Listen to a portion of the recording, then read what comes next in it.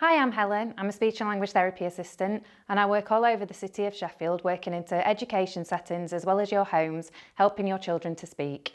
If your child has just received a diagnosis of autism spectrum disorder, you'll be wondering when speech and language therapy will come and see you. As a general rule, speech and language therapy aim to contact you about your child within 4 to 6 weeks. We then aim to see your child in your education setting or at home between 12 to 16 weeks. It's really important that we understand that the role of speech and language therapy is to work with the environment of the child to make it as communicatively friendly as possible, both in the home and in their education setting. The language wall. The language wall is something we use to show parents how important it is to have all of the foundations of language together before spoken language can be heard. If any of these parts of the wall are missing, such as eye contact, anticipation, turn-taking, being able to point, then spoken language is much more difficult to be learned. All of these things build up a foundation for spoken language. So when you see us working with your children, we will show you how we work on things like eye contact, how we work on anticipation, and how we work on turn-taking to get all of the foundations in place and get to that goal of spoken language. The language pyramid differs from the language wall. The language wall talks about the foundation skills needed.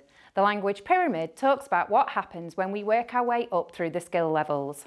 The language wall makes up the block at the bottom of the pyramid, the attention and listening stage. Once we have worked on a child's attention and listening, we can then move on to the all-important play section on the language pyramid.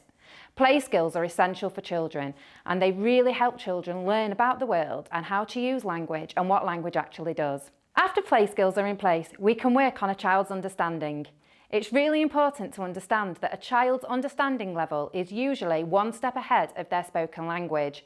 This is why we spend so long working with a child through play and trying to find out what they actually understand. Once we have managed to get to a child's understanding level, this is when we can start looking at spoken language. As I've said earlier, it's important to understand that the understanding level of a child will always be one step ahead of the spoken language. This means if your child can understand 2 words in a sentence, you need to be aiming your language at around a 3 keyword level. For example, if your child understands car down, you want to be saying things like car down fast, car go beep beep, and giving them lots of examples of language that will push their understanding level. The final stage of this pyramid is speech sounds. We don't work on speech sounds until children are around 4 years of age. This is because it's quite a difficult thing to teach a child and they need massive amounts of concentration. A typical rhythm and rhyme session in Reigate takes around 45 minutes and children need to be aware of their mouths and the sounds that they are making.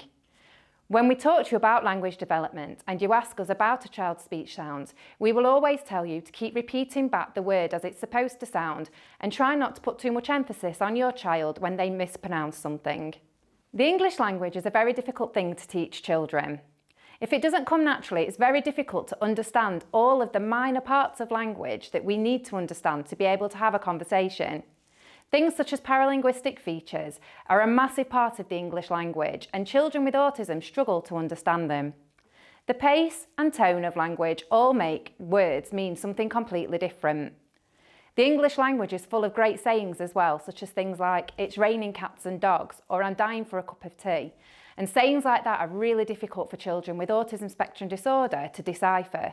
They take things very literally, so if somebody says it's raining cats and dogs, you will find them to go and look outside and look for where the cats and dogs are falling from the sky.